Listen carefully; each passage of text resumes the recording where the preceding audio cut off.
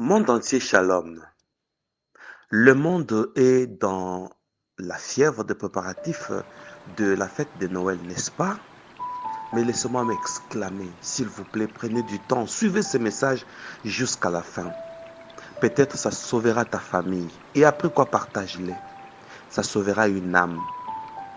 Laissez-moi m'exclamer comme l'apôtre Paul auprès des Galates qui disait: Ô Galates dépourvus de sens, qui vous a fasciné? Et je m'exclame aussi pour dire comment le monde actuel entre dans des dogmes pour croire aux choses qui ne s'expliquent pas. Nous sommes dans une crèche. Jésus est né, oui.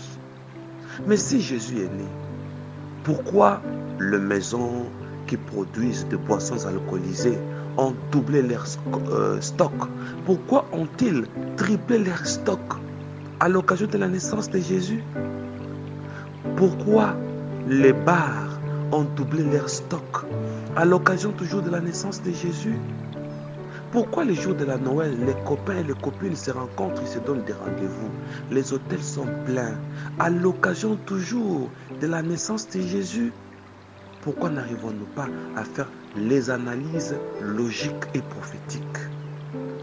Entrons dans la crèche, la description de la crèche.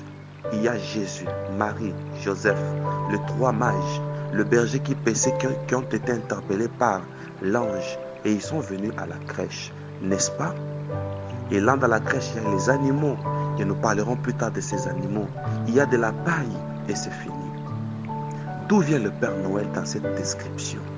Mais le monde croit. Pourquoi le monde est devenu dogmatique? Et je voudrais vous dire, savez-vous pourquoi Jésus est né dans une crèche? Savez-vous pourquoi les mages sont venus là-bas avec leurs présents? La bonne commémoration de la Noël, c'est penser à ce que les mages ont apporté. C'est ça les personnes qui ont accepté, qui ont cru à la nativité. Ils ont dit, où est le roi des Juifs qui vient de naître? On cherche un roi. Est-ce que nous sommes en train de fêter demain ou le 25 décembre pour un roi? Est-ce que tout ce que nous sommes en train de faire, c'est une royauté? On nous place les sapins de Noël, c'est une royauté. Le Père Noël, c'est une royauté. Pourquoi on nous présente des choses hors le royaume des cieux? Parce que celui qui est né, c'est quelqu'un qui nous a apporté le royaume des cieux. Et suivons le langage de celui qui est né. Quand il a grandi, Jésus, il a dit: cherchez premièrement le royaume des cieux et sa justice. Il est né pour ça. Est-ce que la journée de 25 décembre, c'est une journée de justice? Est-ce qu'on pense au royaume? Est-ce qu'on nous prêche l'enlèvement?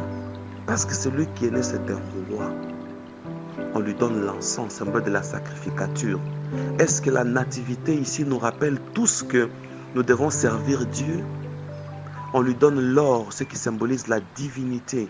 Est-ce que chacun fait grandir les degrés de son attachement aux choses divines? Et les mages ont donné la myrrhe pour servir de la sépulture de Jésus.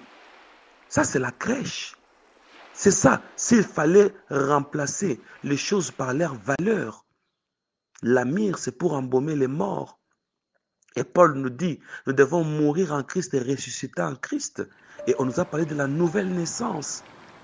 Ce baptême ne peut pas remplacer la nativité. Pourquoi le monde commence à croire aux choses comme des enfants sans pour autant faire l'analyse? Et je voudrais que cette description de la crèche fasse voir au monde entier noir sur blanc combien on nous a trompés, combien on nous a dérobé, même l'analyse, même